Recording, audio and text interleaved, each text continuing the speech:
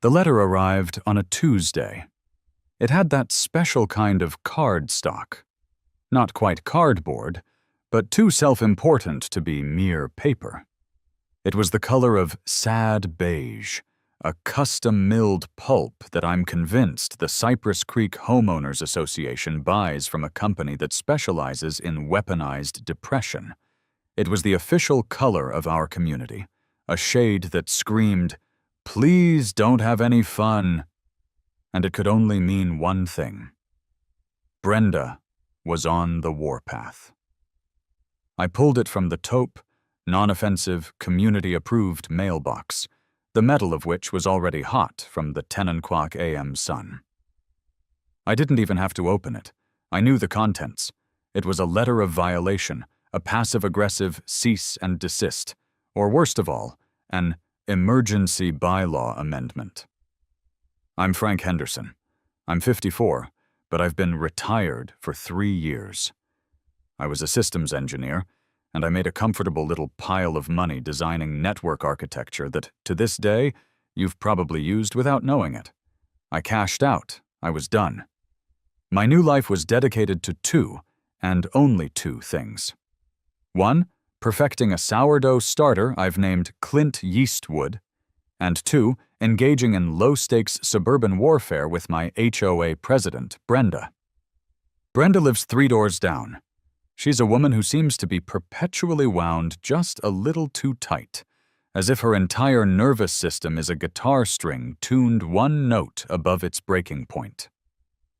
Her house is the model home, the one from which all other beigeness flows.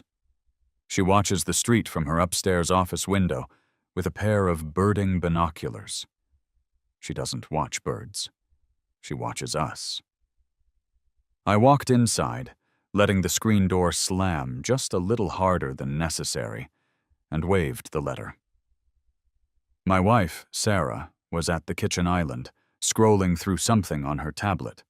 She glanced up, saw the beige envelope in my hand, and let out a long, weary sigh. "Oh no," she said, not even looking up. "What is it this time? Did Mrs. Petrov's poodle poop on our lawn again?" "Worse," I said, slumping into a bar stool. I tore the envelope with performative disgust. "It's from Her Majesty. Dear Resident, just get to the part where she tells you you're awful, Frank." I'm scanning. Here it is. "Effective immediately, the Architectural Review Committee, in an emergency session, has passed an amendment to Bylaw 14.c." I read it again, my blood starting to do that slow, simmering thing it does. A complete and total ban on all non-functional yard art. Sarah finally looked up. "Yard art? What?" "I'm not finished," I said, holding up a hand. "This includes, but is not limited to, gnomes, plastic flamingos, decorative wagon wheels, reflective gazing balls, and any item deemed by the committee to serve no practical or architectural purpose." Sarah put her tablet down. "Gnomes? Who has gnomes?" "Nobody," I said, crumpling the letter in my fist. "This isn't about gnomes. This isn't about wagon wheels. This is a targeted strike. This is about him." I pointed out the kitchen window, past the patio, to the small manicured patch of lawn next to my prize-winning hydrangeas. Standing there, in all his faded, one-legged, ironic glory, was Pinky. Pinky is a 1950s-era plastic flamingo. He's been with me since my sophomore year of college. He was the mascot for a 24-hour hackathon I won in 1992. He has a crack in his neck, and his color has faded to something resembling a salmon yogurt smoothie. He is, in no uncertain terms, art. Brenda has hated him for the 7 years we've lived here. She's tried to get him on lawn maintenance violations. She tried to cite him for improper color palette. Each time I'd found a bylaw to defend him. But this emergency ban was different, and I knew exactly who to blame. "It's Gary," I muttered. "Gary?" Sarah asked. "Our Gary? He's sweet." "Gary is a sweet guy," I conceded. "But Gary has the aesthetic taste of a raccoon on meth. His sculpture ruined it for all of us." Just last week, Gary, a dental hygienist with too much time on his hands, had unveiled his own yard art. He'd titled it Ascension. Ascension was, as near as I could tell, a bowling ball, 3 spatulas, and a rusted shower head, all spray-painted a blinding gold and welded to a rebar tripod. It was horrific. It looked like something you'd use to summon a mid-level demon. That was what sent Brenda over the edge. But Gary's ascension was just the casus belli. Pinky. Pinky was the real target. Brenda had just used Gary's monstrosity as the political cover she needed to finally take my flamingo down. "Frank," Sarah said, using her please be a normal human being voice. "It's a plastic bird. Just put Pinky in the garage. It's not worth it. You know how she gets." I looked at her. I looked at the letter. I looked out the window at Pinky. "Put him in the garage?" I said, my voice dangerously calm. "Sarah, this isn't about a flamingo. This is about tyranny. This is about the arbitrary boot of suburban oppression on the neck of personal expression. This is about a woman who uses the Architectural Review Committee, which is just her and 2 other women who are terrified of her, to enforce her own beige, joyless, aesthetically bankrupt vision of the world upon the rest of us." Sarah sighed, rubbing her temples. "You're going to do the thing, aren't you?" "The thing? I'm not doing a thing," I said, standing up a little too quickly. "I'm going to read. Yes, I'm going to read the bylaws, vigorously." "Frank, no, don't. Let's just go to dinner." "Not now, Sarah," I said, already halfway to my office. "I'm reading." My office is my sanctuary. It's also where I keep the binders. Cypress Creek's covenants, conditions, and restrictions, the CC&Rs, are 312 pages long, including appendices. I have them in 3 separate, heavy-duty, 3-ring binders. I have them tabbed. I have them cross-referenced. I have my own handwritten index in the back. Brenda thinks she's the only one who's read the fine print. Brenda is an amateur. I spent hours. I read about fence heights and shrubbery density. I read about allowable paint finishes, matte, satin, and semi-gloss, but never gloss. I read about the approved breeds of dogs, poodles, good, pit bulls, bad, anything over 40 pounds, subject to review. I was deep in the weeds of holiday decoration timelines, 14 days pre-holiday, 7 days post, when I finally found it. It was glorious. It was a single sentence, buried in a section so boring no one but me would have ever read it. I grabbed the binder and ran, staggering under its weight, back into the kitchen. Sarah was pretending to read her tablet, but I knew she was waiting. "Sarah!" I shouted, dropping the binder on the counter with a thud that made Clint Yeastwood bubble in his jar. "Get in here! Section 4, Article B, Subsection 12, read it! Read it aloud!" She sighed, picked up the binder, and read. "All installations, structures, or additions for the purpose of household safety are exempt from aesthetic review and pre-approval by the Architectural Review Committee, provided they are compliant with local and state codes." She looked up at me. I was vibrating. "So?" she said, unimpressed. "You're going to line the yard with fire extinguishers? Put up a 'Beware of Dog' sign?" A slow, evil, magnificent grin spread across my face. A grin that said, "Checkmate, Brenda." "No," I said, my voice barely a whisper. "Something taller. Something pointier." I walked to the window and looked up at the clear, blue, defenseless sky. "Sarah," I said, turning back to her, "what do you know about lightning?" The next 48 hours were a blur of glorious, weaponized research. This wasn't just a whim. This was a project. I was an engineer, damn it, and I was going to engineer the hell out of this solution. I didn't just Google lightning rod. I dove into the digital archives of the National Oceanic and Atmospheric Administration. I downloaded white papers on lightning attenuation technology.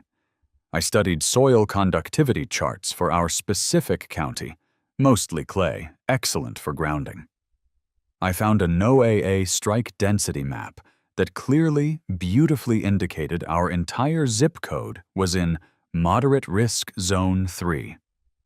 Moderate risk. I printed the map. I highlighted our street. By not having a lightning rod, I was practically daring God to smite my house. Brenda, with her arbitrary yard art ban, was essentially inviting an act of God to vaporize us all. I was not installing a spite pole. I was providing a community service. My plan was simple. I would not be installing yard art, which was now illegal. I would be installing a piece of vital, state-of-the-art safety equipment, which was explicitly exempt from review. It would be a single, commercial-grade, Class II lightning attenuation system. And it would, by technical necessity, be very, very tall. I needed a contractor. Not just any contractor.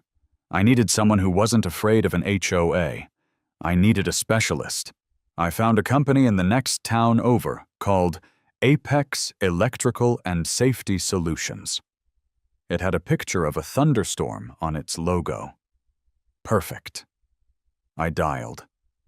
A gravelly voice answered on the second ring. "Apex, this is Chuck." "Hi, Chuck," I said, trying to sound as boringly professional as possible. "My name is Frank Henderson. I'm a homeowner in Cypress Creek, and I need to get a quote on a lightning rod installation." "All right," Chuck said, his voice tired. I heard a clipboard drop. "Roof mount? What's the square footage of the home? 2-story? Chimney?" No, I said. "Not the roof." "Not the roof? Wall mount?" "No, the front lawn. Dead center." There was a long, heavy pause on the other end of the line. I could hear him breathing. "Did you say the lawn?" "That's right," I said, warming to my topic. "I've got a lot of sensitive electronics buried in the yard. The sprinkler system, you know. The invisible dog fence, the wiring for the landscape lights. It's a very electronically dense lawn. Needs protection. From the sky." Another pause, and then a low, slow chuckle rumbled through the phone. Chuck said, the amusement evident in his voice. "I get it. What's her name?" "Brenda," I said. "Figured. We get these calls all the time, buddy. Usually it's about satellite dishes or ham radio antennas. A lawn-based lightning rod. That's a new one. I like it. You want the HOA special?" Is that a real thing? Does that cost more?" "Nah, HOA special just means we work a little slower. We make sure to use the louder, gas-powered tools, and we take extra special care to make sure the grounding cable is extremely visible and buried exactly to code, maybe even a little deeper than code. And given your lawn electronics situation, I'd recommend a freestanding commercial pole. We can get you a 20-footer. It's technically for a small radio tower, but it'll ground a strike just fine." A 20-foot pole. My heart sang. Chuck, I said, you're a poet. You're the Michelangelo of malicious compliance. Book it. When can you be here? Got an opening Friday morning? Say 7 o'clock a.m.? 7 a.m. is perfect, Chuck. Bring the loud tools. I hung up and immediately went to my office. This wasn't just about the rod. This was about the paperwork. I fired up my computer and typed up a Notice of Safety installation. To the Cypress Creek Architectural Review Committee. From Frank Henderson, 124 Willow Lane. Notice of Safety installation. Be advised that on Friday, date, at 7 o'clock a.m., our household will be installing vital safety equipment to mitigate meteorological threats, lightning. This installation is in accordance with all local and state building codes and is explicitly exempt from ARC pre-approval per CCNR bylaw 4.B12, Household Safety. Installations. This is a notification, not a request. Stay safe, Frank Henderson. I printed it. I drove to the post office. I sent it certified mail, return receipt requested. Brenda would have to sign for it. It would probably arrive Thursday afternoon. Just enough time for her to stew, but not enough time for her to convene her little committee to do anything about it. When I got home, Sarah was in the living room. You have that look on your face, she said. The, I just did something clever that's going to cost us money look.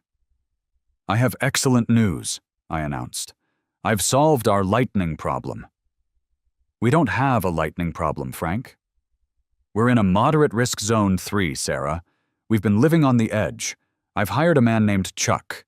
He's coming on Friday to install a 20-foot commercial-grade attenuation system. Sarah's eyes went wide. Frank, 20 feet? Our house is only 2 stories tall. That's taller than our roof. That's how you know it's working, honey. It's got to be the tallest thing. That's the point. It's going to look completely insane.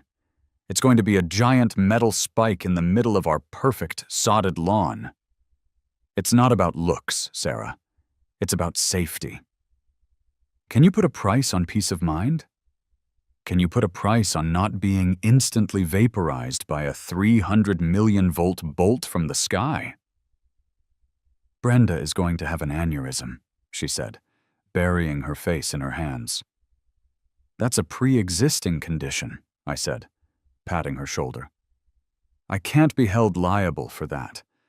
Now, if you'll excuse me, I need to go to the hardware store.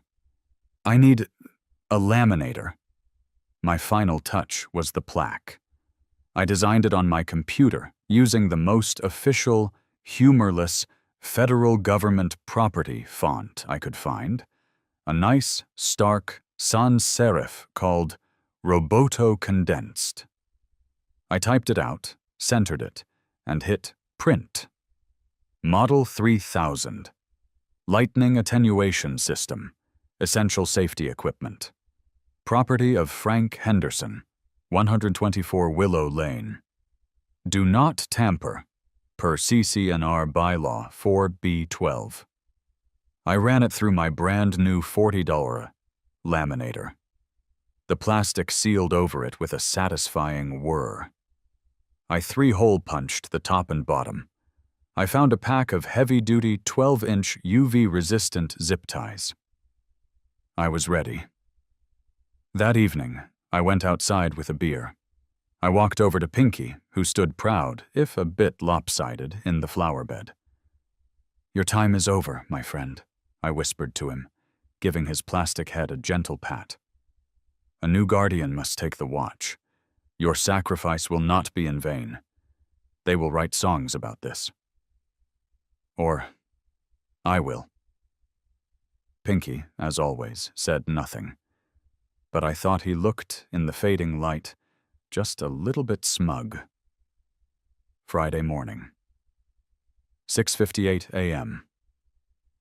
I was on my front porch, coffee in hand, vibrating with an energy that was 30% caffeine and 70% pure, unadulterated spite. The air was still. The neighborhood was silent. A single newspaper, probably Brenda's, hit a driveway with a soft thwump. And then, a rumble. It wasn't just a truck. It was a truck with a capital T. It was a bright yellow, heavy-duty F-350, and it was towing a flatbed trailer. It rumbled down Willow Lane and pulled to a stop directly in front of my house. The diesel engine idled with a sound like a dragon clearing its throat. On the flatbed was a hydraulic auger, 2 giant spools of gleaming copper cable, a cement mixer, and strapped to the side like a javelin for a titan was my 20-foot galvanized steel pole. It was beautiful. A man jumped out of the driver's side. He had a magnificent mustache and a t-shirt that said, Apex. "Frank?" he called out. "Chuck?" I replied, walking onto the lawn. "You weren't kidding," he said, looking at my house and then at the pristine, manicured lawns around us. "This place is tight." "You have no idea," I said.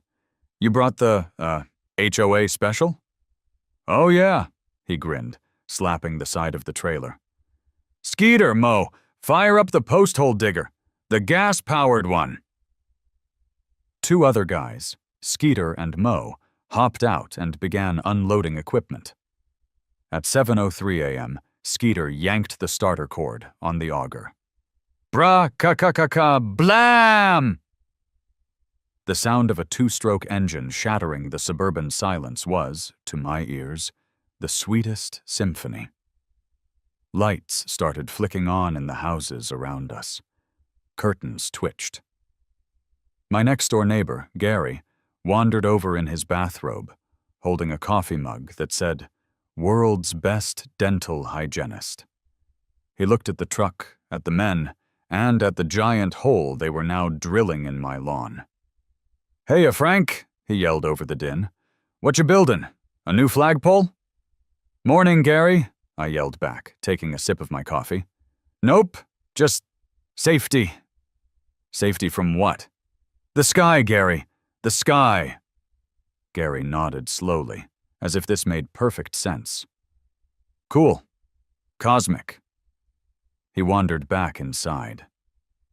Skeeter and Mo were working fast. They had a 6-foot-deep, 18-inch-wide hole in my lawn in under 10 minutes. They started mixing a bag of concrete in the wheeled mixer. Rattle, rattle, rattle, slosh! The combination of the auger's roar and the mixer's rattle was too much. Like a bear from hibernation, Brenda emerged. She was in a pink velour tracksuit. Her hair was pulled back so tightly it looked painful. She wasn't holding a coffee mug. She was holding a clipboard. She marched across her lawn, onto the sidewalk, and then, in a flagrant act of trespass, directly onto my lawn.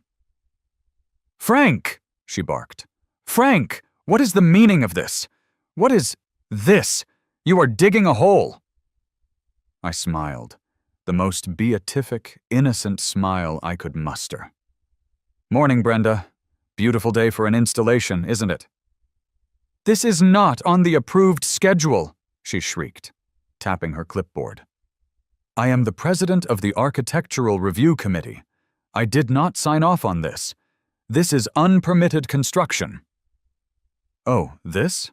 I said, gesturing to the men and the giant hole. "This isn't construction. This is a safety measure."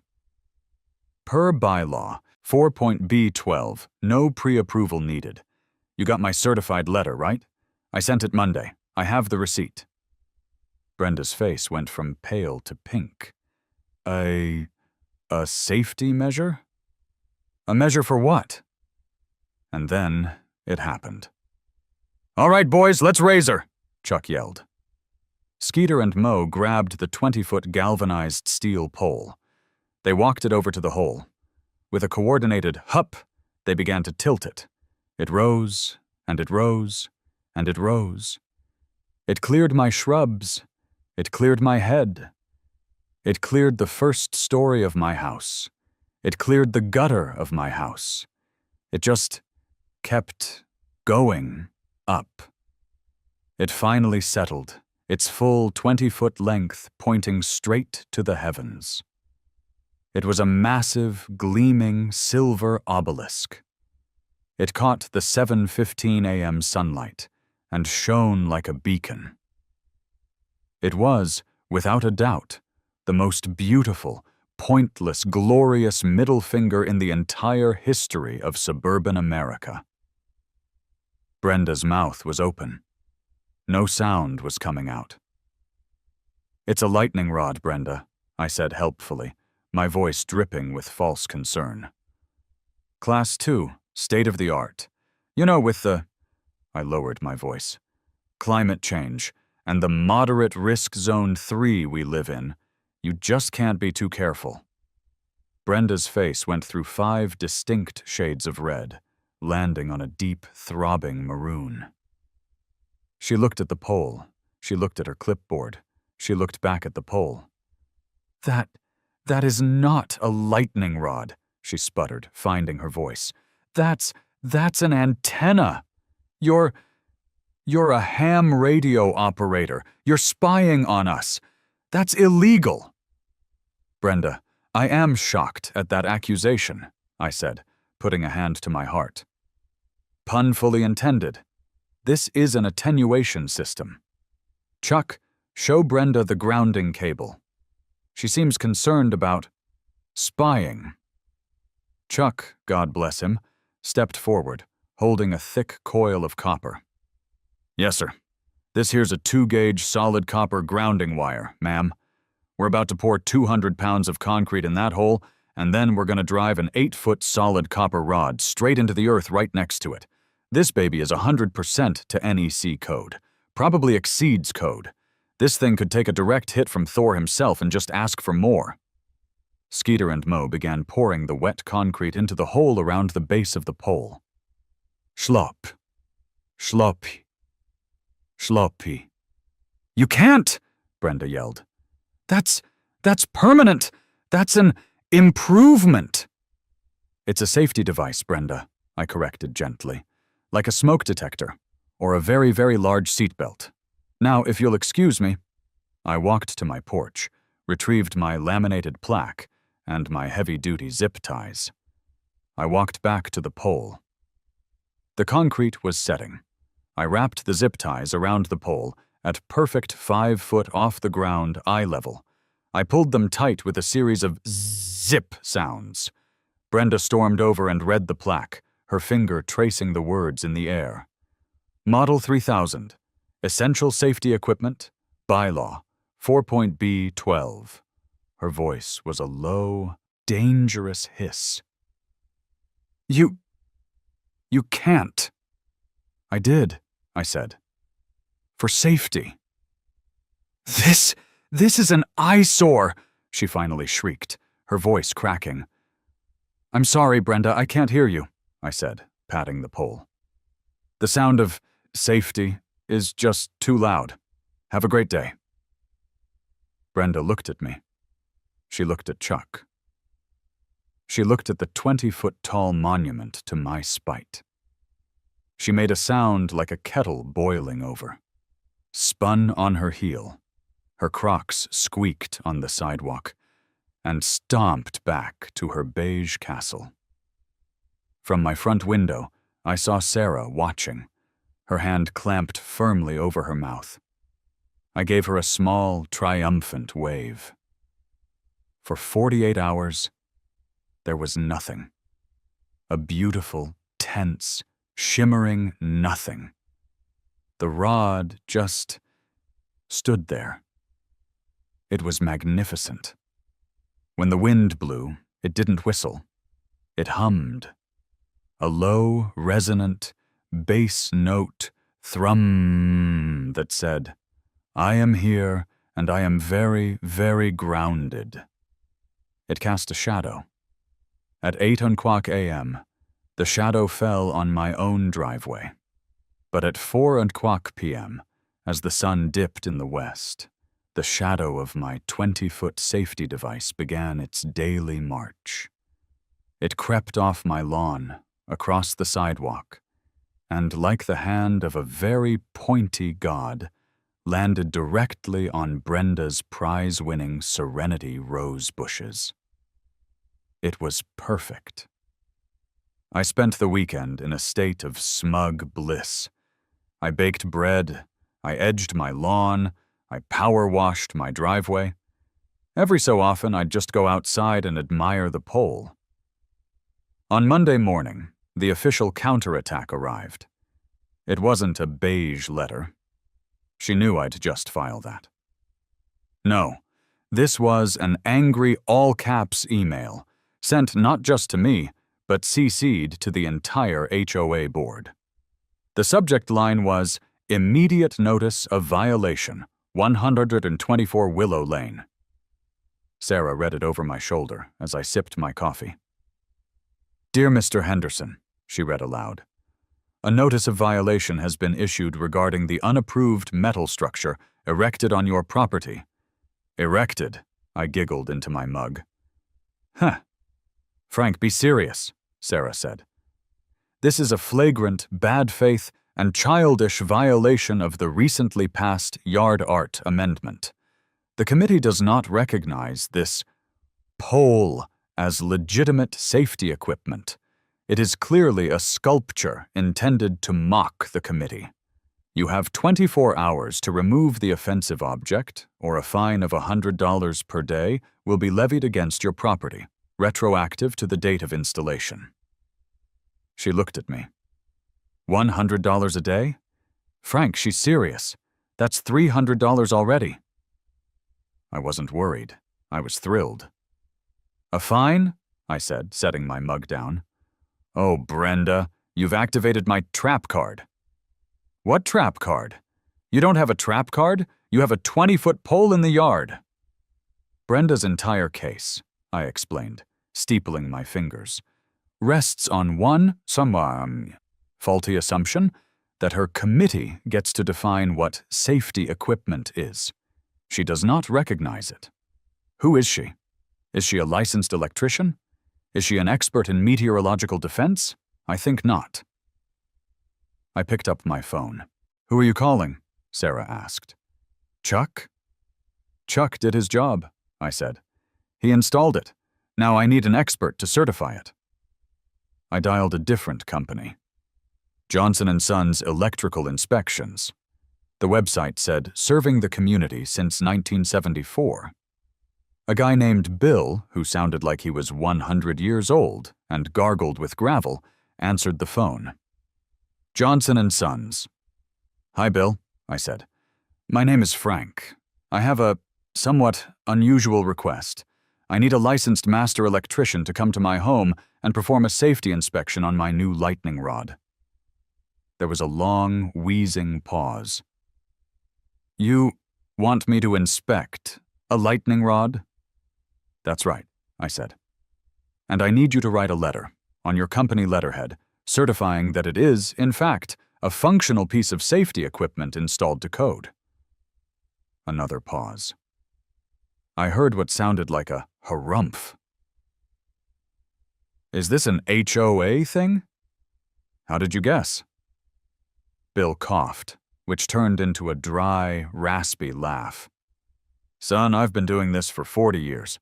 I've been called out to certify satellite dishes, validate backyard chicken coops, and inspect a ham radio tower a fella tried to pass off as a Christmas decoration. I'll be there in an hour. This'll cost you $150. And it's worth every penny." Bill Johnson showed up exactly an hour later. He was, if anything, older than he sounded. He shuffled out of a beat-up Ford Ranger, wearing a tool belt that looked older than I was.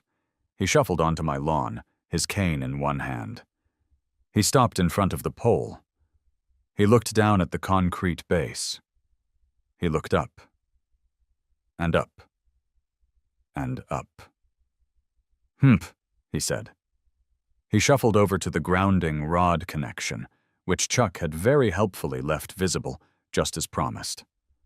He tapped the 2-gauge copper wire with his cane. "Well," he said, turning to me. "It's a rod. It's grounded. It's ridiculously large, but it ain't against code." "So," I said, barely containing my glee, "you'd say it's a functional piece of safety equipment?" "I'd say if lightning does strike your yard," Bill said, "it's definitely going to hit this big, dumb, beautiful thing. And it'll send the charge right into the dirt, just like it's supposed to. So yeah, it's functional. It's to code." He pulled a carbon copy invoice book from his back pocket, scribbled on the top sheet, tore it off, and handed it to me. It was a masterpiece of technical simplicity. Inspection Certificate, Johnson & Sons Electrical, License Number 104B. Client, Frank Henderson, 124. Willow Lane. Item: inspected, freestanding lightning attenuation system, lawn-mounted. Finding: I, Bill Johnson, Master Electrician, number 104B, have inspected the above system. It is found to be installed in a professional manner, compliant with all relevant sections of the National Electrical Code, NEC Article 250, grounding and bonding. It is a functional safety device. Signed, Bill Johnson. Charge: $150. Paid it in full. I could have kissed him. I paid him in cash, and he shuffled back to his truck, chuckling to himself. I ran to my office. I scanned Bill's letter. I scanned Chuck's original invoice, which clearly listed the item as Lawn Safety System, 20 feet. I found the No AA strike density map I'd printed earlier. I attached all three, plus a high-resolution screenshot of Bylaw 4.B12, to a new email. I hit Reply All. Dear Brenda and the Architectural Review Committee, thank you for your email of this morning, and for your passionate concern for my property. I am, however, confused. I have received your notice of violation regarding my safety equipment. As this is not yard art, which I agree is hideous and should be banned, the amendment you cited is irrelevant. You stated that the committee does not recognize this as safety equipment. To clear up this apparent misunderstanding, I have taken the liberty of hiring an independent, third-party, state-licensed master electrician to inspect the system. Attached, please find a signed, notarized certificate from Johnson & Sons Electrical confirming the system's functionality and its full compliance with the National Electrical Code. The original itemized invoice from Apex Electrical and Safety Solutions. The NOAA meteorological map for our area, highlighting the moderate risk we live in. A copy of Bylaw 4.B12, which you seem to have misplaced. Are you, the committee, now claiming to have more expertise than a licensed master electrician and the National Electrical Code? Is the HOA prepared to assume full legal and financial liability for any and all property damage or personal injury resulting from an act of God after forcing me to remove a certified, code-compliant safety device? I look forward to your written clarification on this matter. Please forward this email and all attachments to your legal counsel. As for the fines, they are, of course, illegitimate. My check for this month's HOA dues, minus the $300 illegal fine, is in the mail. Stay safe, Frank Henderson. I hit send. Sarah, who had read my draft, just shook her head. Frank, please forward this to your legal counsel. You're poking the bear. I'm not poking the bear, Sarah, I said, leaning back in my chair with a deep, satisfied sigh. I'm calmly engaging the bear in a fact-based discussion. Your fact-based discussion, she said, has a 20-foot metal spike and a $150 invoice from a man named Bill. "It's a deterrent," I said, "for lightning. And for Brenda." The $100 per day fine notices stopped immediately. Brenda couldn't touch the rod. I knew from the sheer, deafening silence that followed my email that she had, in fact, forwarded it to the HOA's lawyer. And the lawyer, who probably billed $400 an hour, had likely told her, in no uncertain terms, to stand down before I sued them into oblivion. My bylaw was clear. My inspection was certified. My rod was untouchable. But Brenda was beaten. Not broken. If she couldn't come at me, head on, she would launch a guerrilla war. She couldn't attack the king. So she came after the pawns. The campaign of petty retaliation began on Tuesday. I received a $25 fine, delivered via beige mail, for improper trash receptacle storage. My crime? I had apparently left my trash can at the curb until 6:15 p.m. on Monday. The bylaws clearly stated that all receptacles must be retrieved and stored out of public view by 6:00 p.m. post-collection. Brenda had included a photo, a time-stamped photo, taken from her binocular nest. On Wednesday, another beige envelope. This time, a notice of violation for improper lawn maintenance. Enclosed was another time-stamped TOLA, telephoto lens snapshot. This one was a close-up of the tiny 4-inch wide strip of grass directly under my mailbox. A ruler had been helpfully, and somewhat mysteriously, inserted into the turf. The grass was, according to the photo, 3.5 inches high. A full 0.5 inches over the 3-inch neighborhood maximum. I was fined $50. "She's insane," Sarah said, looking at the picture. "How did she trespass to stick a ruler in our lawn?"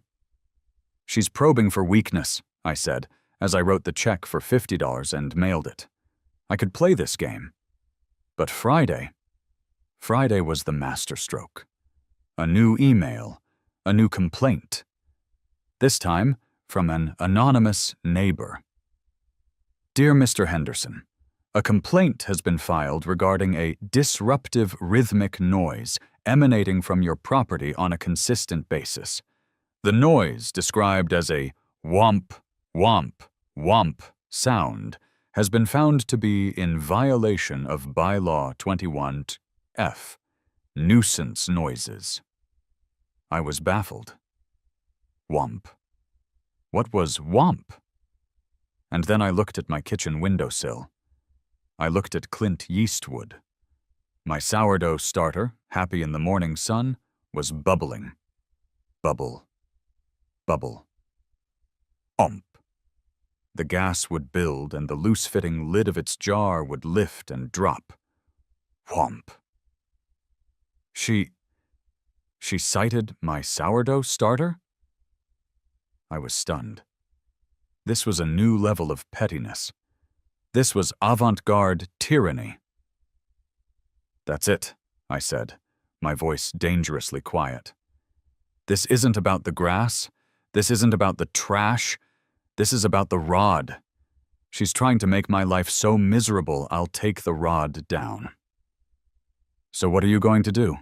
Sarah asked. "Move the starter?" "Yes," I said. "I'm going to move the starter, but I'm worried." Sarah looked up from her book, suspicious. "Worried? About what? The rhythmic noise police?" "No," I said, putting on my most somber, concerned face. "I'm worried about the rod." "Oh, now you're worried about the rod." "I am. I've been thinking. It's just so dark out there at night. The rod is 20 feet tall. It's a structure, just like Brenda said. What if a plane hits it?" Sarah stared at me. "Frank, We are 30 miles from the nearest municipal airport. The only plane in our airspace is Gary's kid's drone, and he crashed that into the community pool last week." "But what about a lost plane?" I insisted. "A news helicopter? A rogue weather balloon? It's over 20 feet. It's an obstruction. I think I have a federal obligation to light it. For safety." Sarah's face went pale. "Frank, no." "Frank, yes." I picked up the phone. "Chuck's Apex Electrical. You got a problem?" "Chuck, it's Frank Henderson. The lawn rod." I heard him laugh. "Hey, Frank, my man. I was wondering if I'd hear from you. She didn't make you take it down, did she?" "She can't," I said. "It's certified. But Chuck, I have a new problem, a new safety concern. I need an upgrade." "An upgrade? What, you want another one?" "No, I'm worried about aviation." There was a long pause. "Aviation? Frank, you're in a suburb." "You can't be too careful, Chuck. I need a light on top, a red one. You know, for safety, so the planes don't hit it." Chuck was silent for a full 10 seconds, and I thought I'd lost him. Then I heard a sound like he was choking. He was laughing. He was laughing so hard he had to put the phone down. Okay, who boy?" he finally wheezed, coming back on the line. "Frank, you are my favorite customer ever. You're in luck. We've got a solar-powered, FAA-compliant, red-blinking structure obstruction light. It's for cell towers. It automatically kicks on at dusk. We can have it on there by sundown." "You're a prince, Chuck. Send the bill." Chuck's team was back at 4:00 p.m. This time, they brought a cherry picker. It was a whole event. Gary came out to watch. Mrs. Petrov watched through her blinds. Skeeter went up in the bucket. He was up there for 20 minutes, affixing the solar light to the very tip of the pole. He came down, gave me a thumbs up, and they packed up and left. At 5:31 p.m., as the sun dipped below the horizon and the sky turned a deep, bruised purple, it happened. Blink. A single, piercing, ruby red light. 20 feet in the air. Blink. A 3-second pause. Blink. It was transcendent. It wasn't just a light. It was a rhythmic, pulsing light. And because of the precise 4:00 p.m. shadow placement I had so carefully engineered, the pole was just far enough from Brenda's house that the light itself wasn't a nuisance, but it was just close enough that the glow was.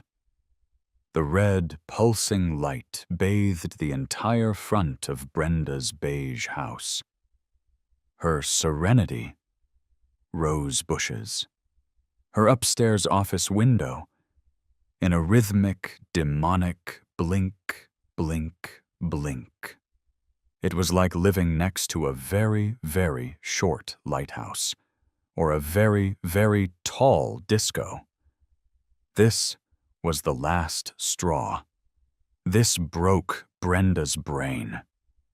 The next evening, I was outside, watering my, now perfectly 3-inch, lawn.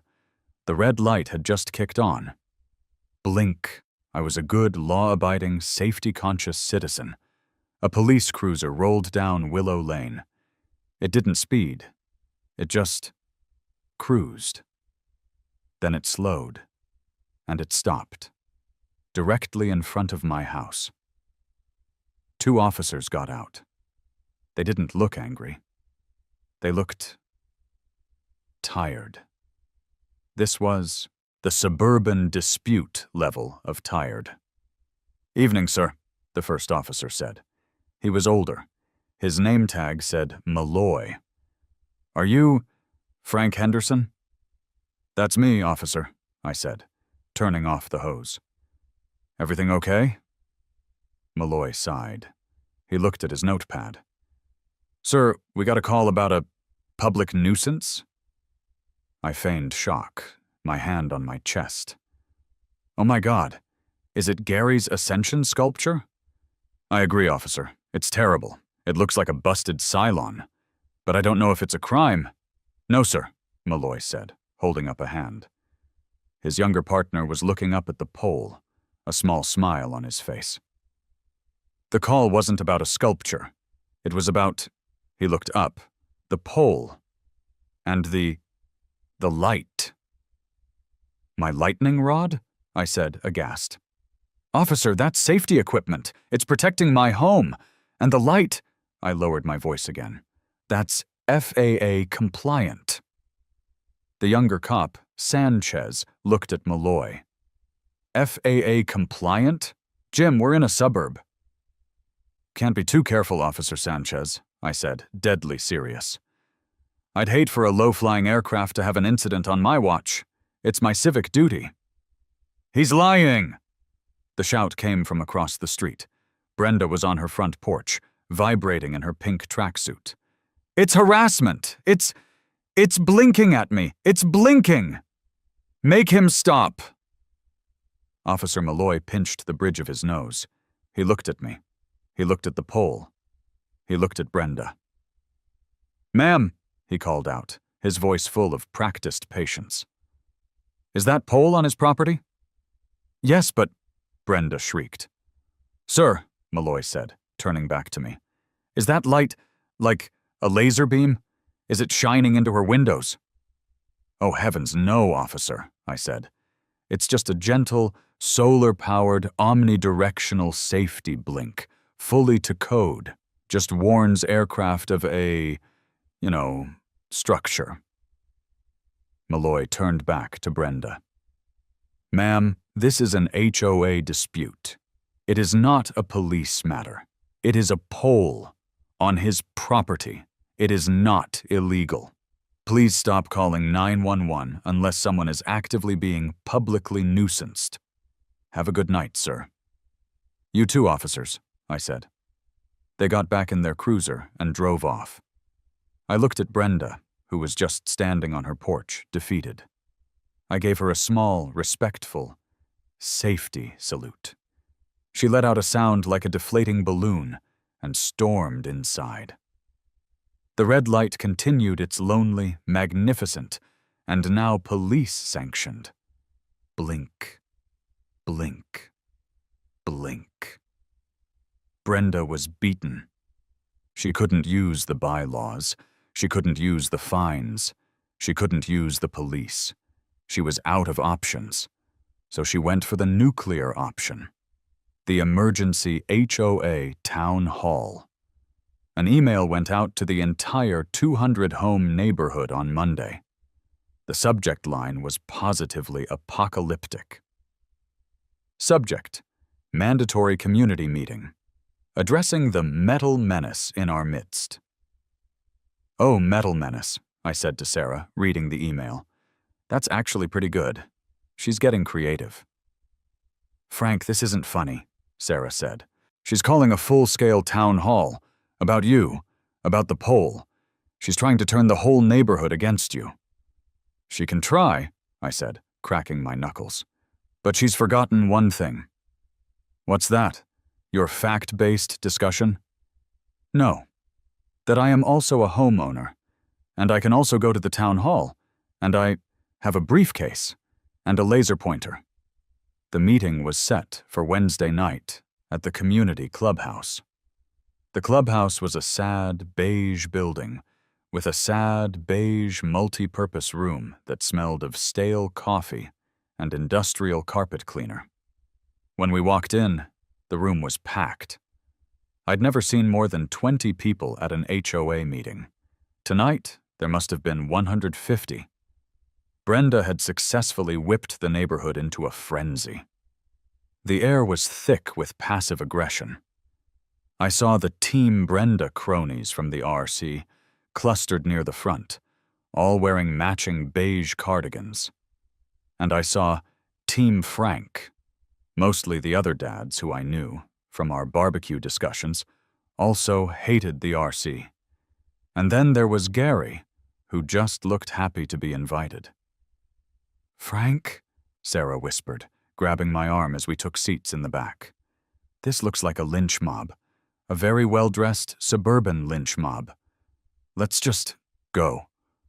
"Nonsense," I whispered back, tapping the slim black briefcase in my lap. "The show is just getting started." Brenda was at the front, standing next to a projector screen. She was wearing a severe navy blue pantsuit. This was her Condoleezza Rice look. She banged a gavel. "This emergency meeting of the Cypress Creek Homeowners Association is now in session," she announced. "We have one item on the agenda, the structure at 124 Willow Lane." She clicked a button. The projector whirred. Her PowerPoint was a masterpiece of fear-mongering. Slide 1. A blurry, extremely zoomed-in photo of my rod, taken at night with the red light blinking. It looked like a still from a cheap horror movie. The caption read, "The Eyesore." Slide 2. A bulleted list titled, "Negative Community Impacts. Lowers Property Values. Blocks Natural Sunlight." Here, she was referring to the shadow on her roses. "Creates light pollution." The blink. "Violates spirit of community bylaws. Attracts Satanists." I heard someone behind me whisper, "I thought it attracted lightning." Brenda launched into a 20-minute tirade. She talked about community standards. She talked about our aesthetic. She talked about bad faith actors. She got so worked up that her voice started to crack. This flagrant disregard for our community, this poll is a middle finger to us all," she finally finished, her face flushed. She was practically weeping. "It is an insult." The room was silent. The floor is now open for discussion," she said, visibly trembling. "The committee is proposing an emergency amendment to Bylaw 4B12. The new language will redefine safety equipment to specifically ban any non-essential ground-mounted antenna, poles or rods not directly attached to the primary dwelling." This was it. The frontal assault. I stood up. "I have a question." Every head in the room swiveled. Brenda's eyes narrowed into tiny, hateful slits. "Mr. Henderson," she hissed, "you've done enough. You are the reason we are here." "I understand that, Brenda," I said, walking calmly to the front of the room. "I just want to clarify for everyone. You are proposing to amend Bylaw 4.B12 to give the ARC the power to decide what is essential safety and what isn't, correct?" "That's right," she said, her voice regaining its strength. "We are voting to specifically ban your menace." "Great," I said. I pulled a thumb drive from my pocket and walked over to her laptop. "I, too, have a presentation." "What? You can't— This is my meeting." "It's a community meeting, Brenda," I said, plugging in the drive. "And as a member of the community, I'd like to present my fellow homeowners with all the facts before they vote on a matter of safety." I clicked my file. Her Satanists slide disappeared, and mine took its place. The title was in bold, 36-point font. "Safety First. Why Brenda is Putting Us All at Risk." A collective gasp went up from the beige cardigan section. "Brenda, you can't!" she shrieked. "Brenda, you're absolutely right. I can't ignore safety. It's just not in my nature," I said, picking up her laser pointer. "You've all seen my poll. You've seen the red light. You know my position. I believe in safety, but in my research, I've discovered other, more imminent safety threats right here in Cypress Creek. Threats that the ARC, in its obsession with aesthetics, has completely ignored. I clicked to the next slide. It was a nice, clear, daytime photo of Brenda's house, taken from the sidewalk, of course. "Brenda, is this your house at 118 Willow Lane?" That is an invasion of privacy," she sputtered. "It's from Google Street View, Brenda. Totally legal. Now, let's look at the bylaws, shall we?" Bylaw 18.c. All exterior utility fixtures must be kept clean, functional, and free of debris. Now, let's just zoom in on the side of your house. I clicked again. The image was a crystal-clear, high-definition close-up of the dryer vent on the side of her house. It was caked. It was a solid, matted, gray-brown mass of lint spilling out of the vent. "Ladies and gentlemen," I said, circling the lint with the red laser, "that is a fire hazard, a clear and present danger. According to FEMA, 2,900 home clothes dryer fires are reported each year due to exactly this kind of neglect. Brenda's house is a tinderbox. She's a threat to us all." Gary, from the audience, yelled, "Oh my God, she's a tinderbox!" Brenda was speechless. "But wait," I said, clicking again. "There's more!" The next slide was a photo of her husband's giant quad cab, lifted Ford F-250. And it was parked, as it was every evening, blocking half the sidewalk. This suburban assault vehicle is a violation of City Ordinance 3A, blocking pedestrian access. What if a child on a bicycle, like little Timmy Petrov, has to swerve into the street to avoid this behemoth? What if he's hit by a car, all because the RC was too busy worrying about a flamingo? I was on a roll. The crowd was with me. "This has nothing to do with your poll," Brenda finally screamed, finding her voice. "It has everything to do with the poll," I roared, turning to face the crowd. "My poll is about safety. I have a certificate from a master electrician. I have an invoice. I have FAA-compliant lighting. I have NEC compliance. My poll," I pointed at the screen, "is the safest damn thing in this entire neighborhood. You, Brenda, are obsessed with aesthetics. I am obsessed with not dying in a dryer lint fire." I turned back to her. "You want to amend Bylaw 4B12? You want to give this committee," I pointed at the lint, "the power to define safety? Who's next? Gary, your ascension sculpture? It's pointy. A kid could fall on it. We should ban it. Mrs. Petrov, your poodle? It's a trip hazard. Ban it. Where does it end, Brenda? Where?" The room was dead silent. I was breathing heavily. My work was done. Brenda stood there, defeated. Her pantsuit seemed to wilt. She had been out-bylawed. She had been out-safety-ed. She had been out-power-pointed. She looked at the crowd. She looked at her feet. All in favor of amending Bylaw 4B12, she mumbled, her voice a shadow. "Raise your hand." Only Brenda and the two other beige cardigans on the committee raised their hands. Opposed? A sea of hands went up. Gary's hand shot up so fast he almost hit the person next to him. Mrs. Petrov raised her hand.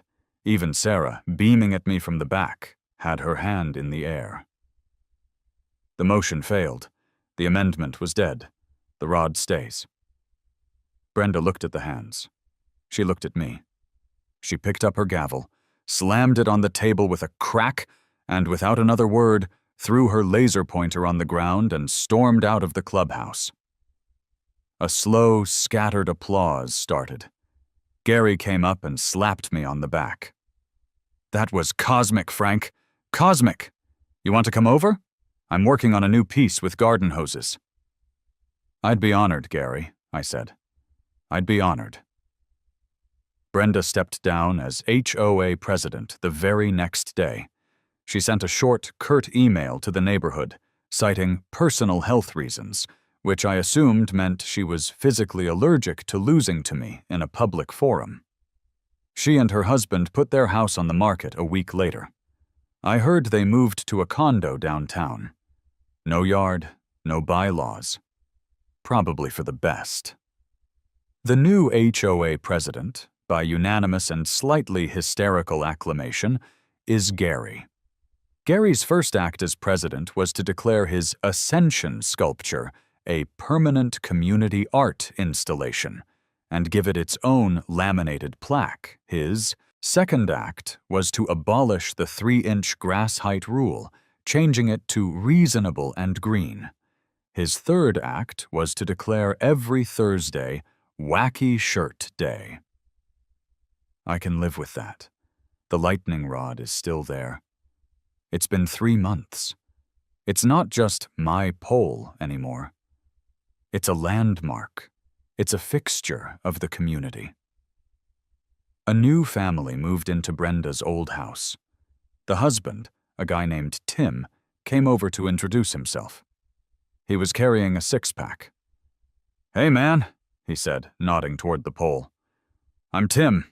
My realtor, when she was giving me directions, told me to turn left on Willow, and it's the house with the giant safety rod. You can't miss it." "That's us," I said, shaking his hand. "I gotta say," he said, looking up at it, "it's even more magnificent in person. What's the story there? You really afraid of lightning?" "It's a long story, Tim," I said, taking the beer. "But let's just say, we're very, very safe from the sky. Welcome to the neighborhood." That evening, Sarah and I were on the front porch, sipping the beers Tim had brought over. We were watching the sunset paint the sky in shades of orange and purple. It was quiet, peaceful. And then, at 5:32 p.m., blink.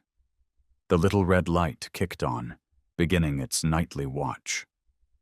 Sarah sighed, a long, comfortable sigh. She leaned her head on my shoulder. "You know," she said quietly, "I was wrong." "Oh?" I said, trying to keep the "I told you so" out of my voice. "About what?" "It is beautiful." I looked at her. "The sunset?" "No," she said, looking up at the pole. "The rod, it's beautiful. In a Cold War missile silo kind of way. It's grown on me." "See?" I said, putting my arm around her. "Safety is attractive." "No, but you know what is attractive?" she said, pointing down the street. I looked. A new thing was on Gary's lawn. It was 7 feet tall. It was fiberglass. It looked suspiciously like a Bigfoot. "Gary just installed that this afternoon," Sarah said, a smile in her voice. "He put a plaque on it." "What does it say?" I asked. "Neighborhood Watch Captain," she said. I raised my beer, smiling. "Good. The revolution has begun." I looked up at my 20-foot monument to malicious compliance.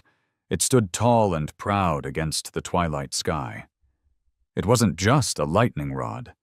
It was a beacon of freedom, a beacon of safety, and a permanent 20-foot tall reminder to